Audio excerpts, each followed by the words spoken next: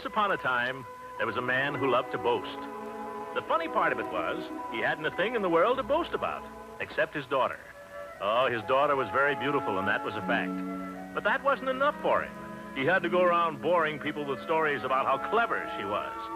And I'm afraid that sometimes he exaggerated a little. Why do you know, he said one time, that girl is so clever. She's so clever that she can spin gold out of straw.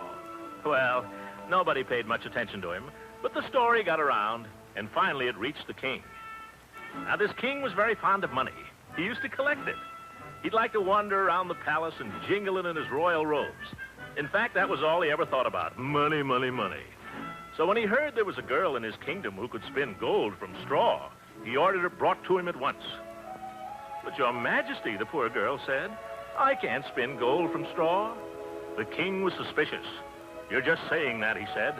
And he led her to a room where there was a big pile of straw and a spinning wheel. Get to work, he told her, and if all this straw isn't gold by morning, it'll be just too bad. And he slammed the door and locked her in. The poor girl threw herself on the floor and began to weep. When suddenly the door opened, and in walked a funny little man. I give you my word, he was no taller than a wheelbarrow. He had a long beard and a pointed hat, and he wore a little green vest with a great big watch and chain. Hello, beautiful, he said. Why all the tears?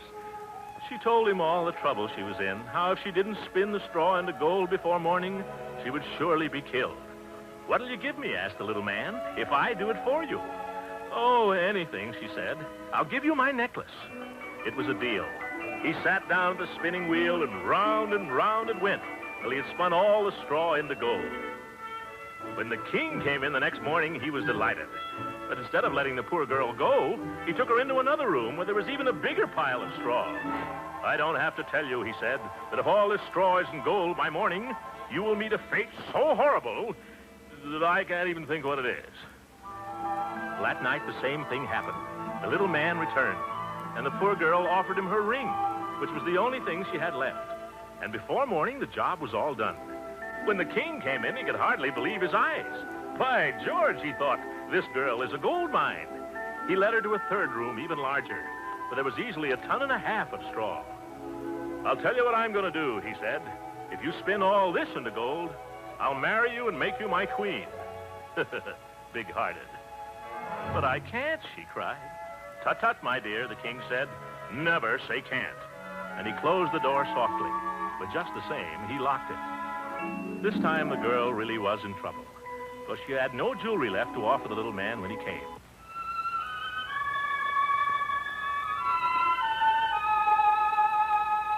When the little man came to the room where the poor girl had been locked up, all she could do was throw herself on his mercy and beg him to help her. Well, I'm losing money on this, the little fellow said, but I'll do it if you promise one thing. Promise me that when you're queen, you'll give me your first child. The wretched girl gave him her promise. What else could she do? And sure enough, the next day, the king married her and made her his queen. Oddly enough, they got along together very well, as royal marriages go, and in due time, they had a baby. The queen was so happy she forgot all about her promise to the little man with the beard, till one day he arrived and announced that he had come for the child. The queen wept and pleaded and wept some more. She wept so piteously, and she was so doggone beautiful that the little man gave in. I don't know why I do this, he said. I'm a fool. But if you can tell me within 3 days what my name is, you can keep your baby. Well, sir, the queen almost went crazy trying to think what the little man might be called. The first day when he came, she tried simple names like Elmer and Mac and Joe, but she could see at once that they didn't fit. You'll have to do better than that, the little fellow said, and he went off rubbing his hands and chortling in glee. The second day, she failed again. By this time, she was so terrified, she went and told her husband about the whole thing, and the king issued a royal proclamation. Everybody think up names! The next morning, a messenger arrived at the court. I haven't thought of any names, he said, but yesterday when I was going through the woods, I came upon a little hut.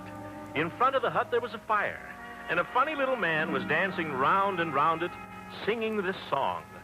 Bring me cookies, bring me wine, tomorrow night the baby's mine. If I don't win this guessing game, Rumpelstiltskin's not my name. When the queen heard this, she jumped for joy. She couldn't wait for the little man to get there.